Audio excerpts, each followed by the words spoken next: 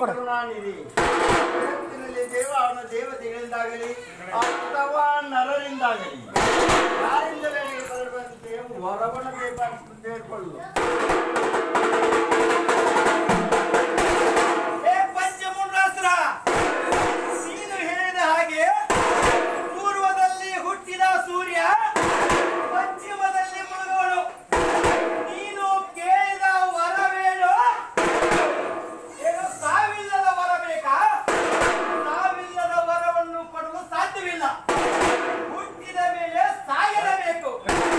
ಆದರೆ ಕೇಳು, ಇಂಥವರಿಂದಲೇ ಸಾವು ಬೇಕೆಂದು ಕೇಳೋ ವರವನ್ನು ಕೊಡುತ್ತೇನೆ.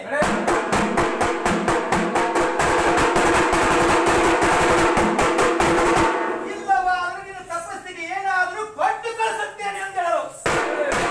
ಆ ವಾಕ್ಯ ಪಂಚಮುಂಡಾಸುರ ಹೇಳ್ತಾನೆ, ಹೇ ಶಿವ, ಹೇ ಬ್ರಹ್ಮದೇವ, ಹಾಗಿದ್ದರೆ ಕೇಳು, ನನಗೆ ಯಾವ ತಾಯಿಯ ಗರ್ಭದಲ್ಲಿ ಜನಿಸಿರಬಾರದು, ಅಂತಹ ಬಾಲಕನಿಂದ ನನಗೆ ಮರಣ ಕೊಡುವೆಯಾ ಎಂದು ಕೇಳು.